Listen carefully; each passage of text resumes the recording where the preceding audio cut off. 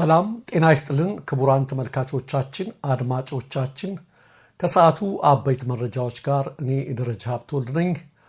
ወደ ዜናዎቼ ከመግባቴ በፊት እንደ መግቢያ ተመልካቾቻችን ጠቅላይ ሚኒስትር አብይ አህመድ የምርጫ ውጤት ሳይገለጽ በገደምዳሜ ማሸነፋቸውን በአደባባይ እየተናገሩ ነው። የምርጫ ውጤት መገለጽ ያለበት በምርጫ ቦርድ ነው። ምርጫ ቦርድ ገና አልገለጸም። ዞሮ ውጤቱ የታወቀ ነው። ምርጫ ቦርድ ባይገልጸውም ግን አብይ ማሸነፋቸውን በትናንትናው ዕለት በአደባባይ ተናግረዋል።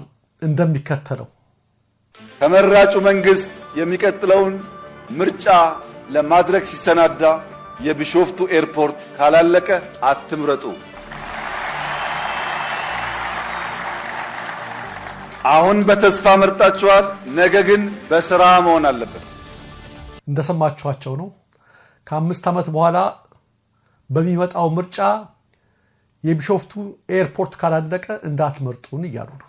ያሁኑን እርሱት ተውት፣ እኔ ነኝ እያሉ ነው። እና ለመቼ የተዘጋጁ እንደሆነ ታውቃላችሁ? አሁንም ገና ከ5 ዓመት በኋላ ለሚመጣው ምርጫ እየተዘጋጁ ነውና አባቶች አንድ ተረት አላቸው። እባብ የት ትሄዳለህ ሲሉት መተማ ልብማ ብለው መለሱለት ይባላል።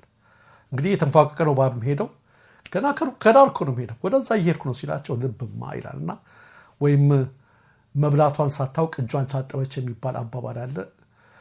ያሁኑንም መቆየታቸውን ሳያውቁት የቢሾፍቱ ኤርፖርትን ካላጠናቀቅን ነው እኮ ነገሩ እንዳትመርጡ የዛሬ 5 ዓመት ለወደፊት ለሚደረገው ምርጫ በማለት ይሄንን የተናገሩበት ሁኔታ ላይ ነው ያሉት። ምርጫው ምን እንደሚመስል ደጋግመን አንናገርም፣ ሁላችሁም ታውቁታላችሁ። ኢትዮጵያ ያለችበትን ሁኔታ በማብራራት ጊዜ አንወስድም፣ ታውቁታላችሁ። እና አብይ ሁል ጊዜ ግን በአፍ የሆነ ነገር መጫን ፕሬሸር ማድረግ ይወዳሉ። ወደ ስልጣን የመጡት በዛ መንገድ ነው። ስለዚህ አሁን እኮ ጭንቀት ላይ ናቸው፣ ግን ይሄን ሲስተም ይጠቀማሉ ሁሉ ጊዜና ከ5 ዓመት በኋላ ለወዲያኛው ምርጫም እንደሚያሸንፉ እየነገሩ ነው። ያሁኑንም ተውት እያሉ ነው ማለት ነው። አክቹዋሊ በካልኩሌሽን ያከፋፈሉ ነው ወንበር ለአብን ይሄን ለኢዜማ ይሄን ምናምን እያሉ ነው። ነገሩ የታወቀ ነው። ግን ይህም ሆኖ መናገር የነበረበት ምርጫ ቦርድ ነበር። እርሳቸውን መናገራቸው ነው። ይህን ተከትሎ ተመልካቾቻችን በትናንትናው ዕለትም አብይ አሳፋሪ ቁጥር ጠርተዋል። እንደምትመለከቱት ችለን አሳይተናል ብለው 48 ቢሊዮን አሉ። 5 ቢሊዮን በማለታቸው ስንሳቀቅ ነበር። ችግኝ ተክለናል ሲሉ 5 ቢሊዮን በጣም የሚያሳቀቅ ነው። የተተከለ ነገርም አይደለም።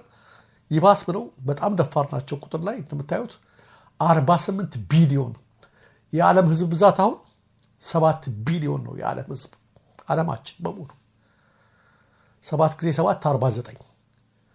አብይ እንግዲህ ያሉት 48 የዓለምን ህዝብ 7 እጥፍ የሚያህል ችግኝ ኢትዮጵያ ውስጥ ተክያለሁ። ቦታው ውስጥ እንዴት በቃቸው? እና እንዲህ አይነት ነገር ያው የተለመደ ነው። ብልጽግናና ቁጥር በጣም ደፋሮች ናቸው። ከዚሁ ጋር ተያይዞ የምክክር ኮሚሽን የተባሉት አካላት በተለይ ፕሮፌሰር መስፍን አርአያ አብይን ለማንገስ አሁን በኦገስት ወር መጨረሻ ላይ ታዩ አብይን ወደ ፕሬዝዳንትነት ለማድረግ የሚያደርግ ምክክር ብለው ሀገራዊ ተነጋግረናልና አንድ ሀገራዊ ጉባኤ እያዘጋጀን ነው የሚል ሽር ጉድ እያሉ ይገኛሉና ቃሲም አደም አጭር መልእክት አድርሷቸዋል። ወደ ዜናው ከመሄድ በፊት ቃሲም ለፕሮፌሰር መስፍን ያላቸውን አጭር ነገር ላስከትል። የህዝብ ተወካዮች ምክር ቤት ስራው ተግባራዊ የሆኑ ህግጋትን ማጽደቅ ነው። ጠቅላይ ሚኒስትሩ ውይይትና ምክክር ከፈለገ ራሱ የሾማቸው የካቢኔ አባላት ጋር መምከር ነው ያለበት። በምክክር ስም የፓርላማም ይሁን የካቢኔ ስልጣን የሌለው አካል ያቋቋመው መንግስት በምድር ላይ ታይቶና ተሰምቶ አይታወቅም። እንደ መስፍን አርአያ አይነቶች መንግስት የሚያቋቁሙት አይነት መንግስት በዓለምኛ አይተንም አናውቅም። አንዳንድ በእድሜ የገፉና ብዙ ግንዛቤ ያካበቱ ሰዎች የምክክር ኮሚቴ እያሉ የሚያሳዩት መለፋደድ አሁን ላይ የቅሌት ጣራን እየነካ ይገኛል ይላል ቃሲም። የአብይ ወሮበላ ቡድን መንግስታዊ ገጽታ እንዲኖረው ከፈለገ እውነተኛና ዲሞክራሲያዊ የሆነ ድርድርና ዲፕሎማሲ ላይ ነው መሰማራት ያለበት። ምክክርና ሽምግልና አስፈላጊ ሆኖ ሲገኝ ህዝብ የማንንም እርዳታና ግፊት አስተናግዶ አያውቅም። ኢትዮጵያን ከጠላት ጋር ተመካክረን ያቆምናት ሀገር አይደለችም። ጣሊያን በወረራ ዘመኑ ከጎኑ ችሎት ላይ የሚያስቀምጣቸው ሽማግሌዎች ባጸደቁት ፍርድ ነው አርበኞች በአደባባይ ህዝብ ያየ ይረሸኑ የነበረው። እንደዛ አይነት በጣም ቅሌታም ሽማግሌዎች ነበሩ ጣሊያን ጋር ሆነው በአርበኞቻችን ላይ ሲያስፈርዱ የነበሩት። አሁንም የአብይ አህመድ ቅሌታም አዛውንቶች ይህን አዲስ የማስመሰልና ያረከሰ የቅኝ ገዢዎች ፍሪጥ እርግፍ አድርገው ትተው እንዲቀመጡ አጥብቀን እንጠይቃለን። ወጣቶች በገንዘብ በስልጣንና በቆነጃጀት ቢታለሉ የሚገርም ነገር የለውም። በእድሜ የገፋችሁ እርሶን የመሰለ ሰው እንዲህ ቂጡን ጥሎ የሚያብደው እንዴትና በምክንያት እንደሆነ ግን ሊገባኝ አልቻለም። ለየትኛው እድሜው ብለው ነው በኢትዮጵያ ህዝብ ላይ ጥቁር ቀፋፊና እጅግ አሳፋሪ ታሪክን ጥለው ለማለፍ እየተርመጠመጡ ያሉት? ለቤተሰቦ ለልጆቹና ለወዳጅ ዘመዶቹ ቁስን ከውርደት ጋር ከማሳለፍ ከነድህነቱ የሚያኮራ ታሪክ ቢያሳልፉላቸው ነበር የሚበጀው። ስለርሶ እጅግ አፈርኩ፣ ተሳቀቅኩ።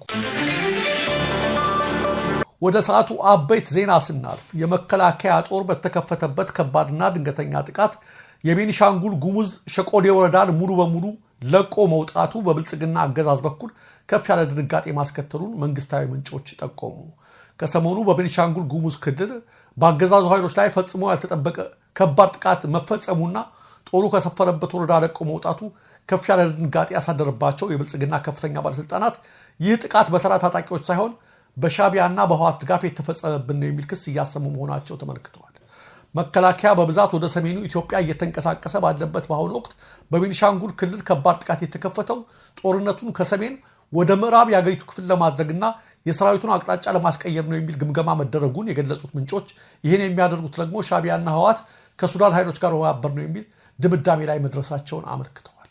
በቤኒሻንጉል ጉሙዝ ክልል የተከፈተውን ከባድ ጥቃት አስመልክቶ ይሁን ጥቃቱ ስላደረሰው ጉዳት እስካሁን በመንግስት መገናኛ ብዙሃን ምንም የተባለ ነገር የለም። በሌላ በኩል የፌደራል ባለስልጣናቱ የሰነዘሩበትን ትችት ተከትሎ የፌደራል መንግስት ለአዲስ ጦርነት እየተዘጋጀ ነው ሲል ህወሓት ከሷል። ህዝባዊ ወያነ ሓርነት ትግራይ የፌደራል መንግስቱ በትግራይ ክልል ውስጥ አዲስ ወታደራዊ ግጭት ለመቀስቀስ እየተዘጋጀ ነው ሲል ነው የከሰሰው። ህወሓት አክሎም የብልጽግና ባለስልጣናት የድሮን ጥቃቶችን እየፈጸሙ ጦር እያሰባሰቡና በክልሉ ላይ የተጣለውን ከበባ እያስቀጠሉ ነው ሲል ወንጅሏል። ፓርቲው በተለያዩ የትግራይ አካባቢዎች የድሮን ጥቃቶች መፈጸማቸውና የፌደራል ኃይሎችና አጋር ሚሊሻዎች በክልሉ ዙሪያ እየተንቀሳቀሱና ጦር እያሰባሰቡ መሆኑን ጠቅሷል። በተጨማሪም መንግስት መሰረታዊ ቁሳቁሶችና መድኃኒቶች ወደ ክልሉ እንዳይገቡ እገዳ ጥሏል ሲል የከሰሰ ሲሆን በሀገር ውስጥ የተፈናቀሉ ዜጎች ወደ ቀያቸው እንዲመለሱ ለማድረግም ፈቃደኛ አልሆነም ብለዋል። ህወሓት በመግለጫው አክሎም ለተፈናቀሉ ወገኖች ይቀርብ የነበረው ሰብአዊ እርዳታ ባለፉት 3 ወራት በመቋረጡ በግጭቱ የተጎዱ ሰዎችን ህይወት ይበልጥ እያከበደው እንደሚገኝ አመልክቷል።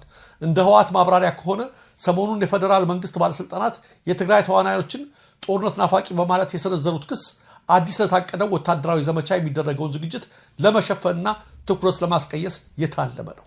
መንግስት በትግራይ ስላለው ነባራዊ ሁኔታ ዓለም አቀፉንና የሀገር ውስጥ ማህበረሰብን ለማሳሳት እየሞከረ ነው ሲልም ህወሓት በክሱ ላይ አስፍሯል። የትግራይ ህዝብ የተፈጥሯዊ ራስን የመከላከል መብት እንዳለው የገለጸው ህወሓት ህዝቡ የመከላከል ኃይሎችን እንዲደግፍም ጥሪ አቅርቧል።